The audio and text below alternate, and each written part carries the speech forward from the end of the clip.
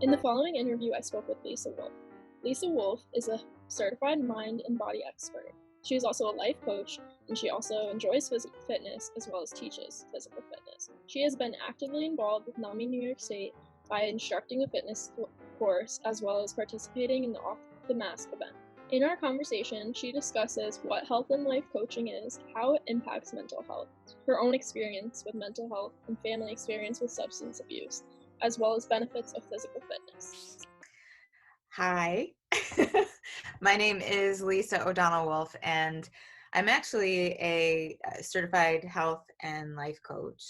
I just recently completed mastery level coaching, but have about 23 years experience in the fitness arena, teaching group X classes. I'm also a personal trainer, but I felt like I couldn't help my target market or my niche, if you will, by just teaching classes. I would be that with them for an hour and then we'd part ways, and I wanted to do more. I wanted to see how I could help more women specifically. And so I started looking into coaching and found that combination of both health. Niche is targeted on stress management, especially during these recent times with COVID and people being at home. Stress levels from the uncertainty and just the isolation have skyrocketed. So I want to be able to help people sort of regain a little bit of control in their life. Next, if you're comfortable, if you could share your experience with mental illness and substance abuse. Sure. So personally, I have not suffered from substance abuse, but I am married to a recovering alcoholic. For mental health with me, it's very prominent in my family, where we have a lot of different people who have suffered from anxiety and depression.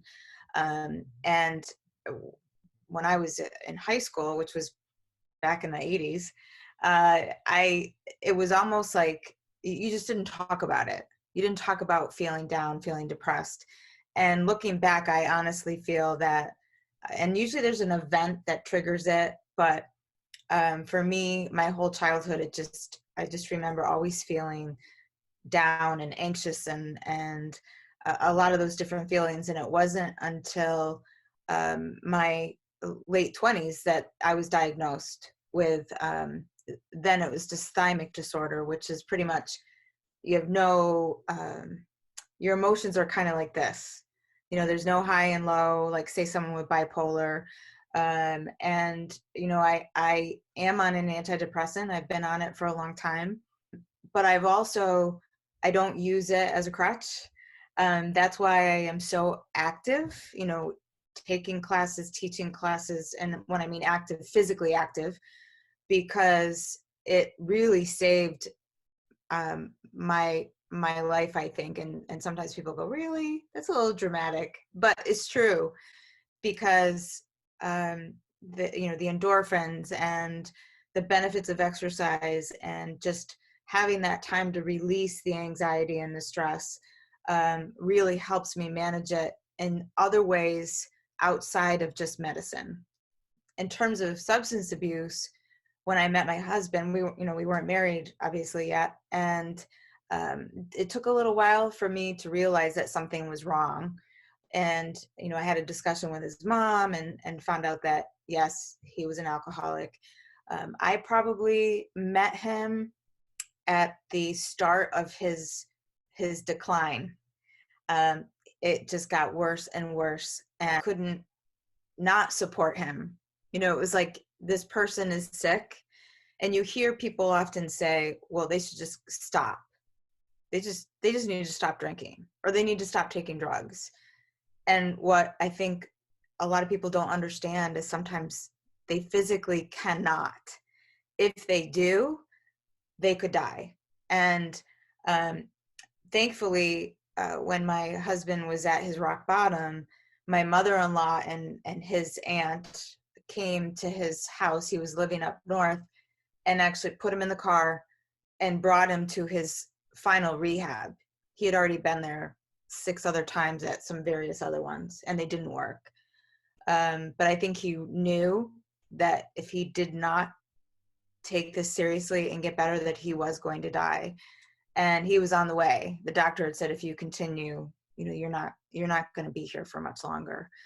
So the first year of his sobriety was probably as difficult as that last year of drinking, because people who are newly sober have to live a life without like the fog. Do you know what I'm saying? It's like the way they process things, the way they function. It's reliving. It's almost like going back to a childhood and reliving how to walk or reliving how to function in society. We also discovered the reason why he drank was because he has bipolar, and now he is doing quite well. He's actually written 2 books about it too. The first book talks about his journey of alcoholism, and then the second book is a little bit lighter. It's funnier, and it talks about his first year of sobriety. His name is John C. Wolfe, Wolfe, and you can buy them either paperback or Kindle on Amazon. The first book is You Cant Die, and it's called A Day of Clarity. So it's like a 2-part. The second book is called The Funny Thing About Being Sober. And the cover is of him in the middle of a winter storm with a lemonade stand.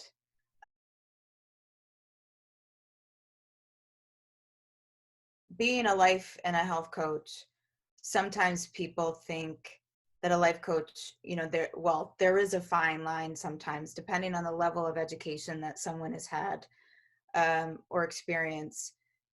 I'm not a therapist, but some of the conversations that come up kind of run in parallel with what a therapist might deal with, or a psychiatrist or a counselor, whatever in the mental health arena. But and I will often tell people, you need to go talk to somebody. And that's another thing that is a stigma. People think, I'm not going to go talk to a counselor. When my depression was really bad, it was after my son was born. And prior to kids, and I'm almost ashamed, but I was very self-centered. And people who are depressed, by the way, are very often self-centered. We think about us and, why is this happening to me? And then the thoughts get bigger and bigger and bigger and bigger. So in my opinion, that's why you need to talk about those things to somebody else. Because number one, if you're isolated and alone, the thoughts are often become unrealistic. But in our minds, because we're there by ourselves, they're real. But in reality, they're not. So talking to someone brings it back into perspective.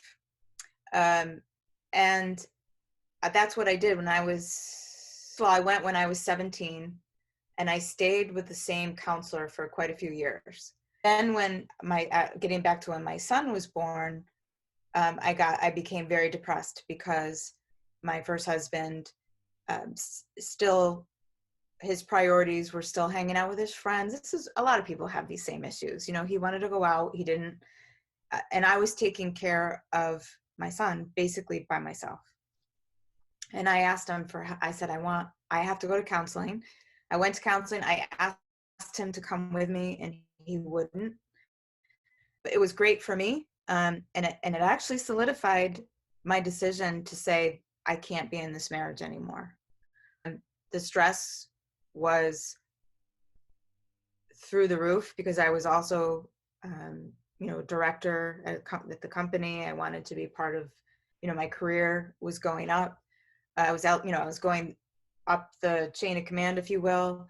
I had a lot of responsibility, but I needed to make sure that the income was coming in so that I could have a home for my kids, and a lot of pressure. But again, therapy, counseling, I would revert back to that. Now, if you could sort of give everyone just an idea of what health and life coaching is and how it pertains to mental health. Originally I thought, well, health coaching is specific to people who maybe have a health issue, diabetes, heart disease, obesity. It could be anything, or it could be someone who just wants to lose some weight. Maybe they had a baby and they've got post pregnancy weight that they want to lose. Some of it are people who maybe they're not overweight, but they want help with eating better, and they want help and motivation and guidance with an exercise program. Life coaching, and this kind of evolved, and I found that more and more the clients that I was attracting and the ones that I felt I could help more were those who had something going on in their life that they needed help with, whether it was a relationship, their career, stress. The stress has been the biggest common denominator where someone feels overwhelmed.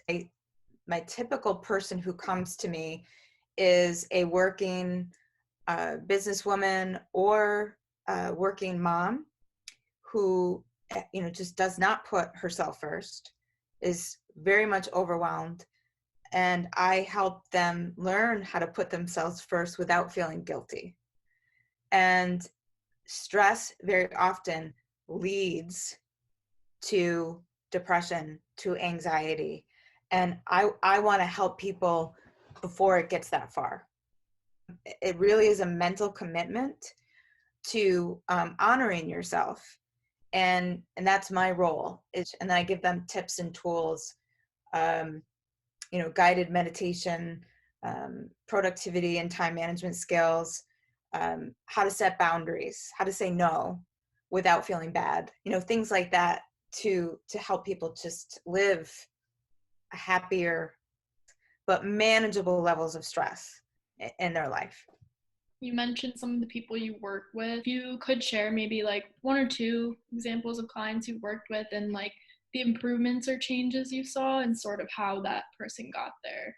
I worked with one person who, and by the way, when I work with people, I always try to get below the surface over time. It sometimes takes a little bit longer for me to kind of unearth what's happened in their past, and typically there is an incident or something that happened in their childhood, or it could be a statement that someone said and it stuck with them all that time. It immediately affected their self-worth. But I had one client, she actually got married and ended up getting divorced not long after because of some things that happened. Her confidence just took a nosedive. And then not long after, she found a new gentleman to be with and seemed to be pretty happy. And then the same thing happened again. Thankfully, she didn't get married to this person. She was devastated. And really, her confidence was shattered. So I worked with her for 3 or 4 months. And, we talked about the emotional side and why, talked about her self-worth, and we worked on confidence. And very often I will ask my clients to journal their feelings. We talk about, what do you want? How do you want to feel in 90 days from now? My goal is to set them free, basically, to be that future self that they want, and to show them how wonderful and amazing they are as human beings. And that, and I always tell my clients, for as long as I'm here, you'll never be alone. So someone's watching this video and they're interested in receiving life coaching or finding you, how could they go about doing that? So I try to keep everything consistent. My website is lisawolfecoach.com. So LISAWOLFE coach.com. My email is lisawolfecoach@gmail.com. You can find me on Facebook as Lisa O'Donnell Wolfe. And then at Lisa Wolfe Coach on Instagram as well. I know you're really into physical fitness and you've done classes and maybe still do. Could you describe some benefits of physical fitness on mental health? Yes, There's there's a ton of them. It prevents future illnesses. The more we can eat a cleaner diet and the more that we can have some physical exercise, our life expectancy automatically goes up. Definitely from a mental health perspective, as I mentioned earlier, it helps with anxiety and helps with depression because there are hormones that are released, the serotonin, endorphins, that have a lasting effect. So that even throughout the day, they're more elevated than someone who doesn't. So you feel almost like a high from it. The other thing about working out is it relieves stress because you are focused on the fact that, oh my God, is this done? But you are you're looking to have the exercise done as opposed to stressing out about what's going on in your life. It's an escape for an hour. For me, and I know for others, sometimes the hardest part about working out or getting active is like starting it. It's, Yes. whether it's you're depressed, whether you're just tired, whether you've got other things to worry about. So do you have advice for people who are trying to do it and just need that push to like start a physical activity? Yes, I think number one, if they really need accountability, maybe get a partner, but they have to be committed to each other. That's really important. Both of you like sign a contract or something, that says, okay, we're going to meet every single day and maybe we'll go for a walk. And if you are just starting out, talk to your doctor, talk to a coach, find out what you can do safely. Obviously you want to get clearance from a doctor too if you haven't ever exercised before. Doing a DVD with someone else, maybe a family member, make it fun. Take dance lessons or grab a friend and do that type of thing. Go to yoga to start. And I believe we're all here for a reason. Yes. And my reason is for this. Mm-hmm. And I never imagined, the relationship with my husband. I never thought that this would become part of, what I talk about and what I do. But I got to tell you, every single client that I have, there's been someone in their life who has been have some sort of disease, substance abuse. It is everywhere. So cool. And helping people realize and have a better understanding is my goal, because I think we are not as a society supportive enough, and we need to be.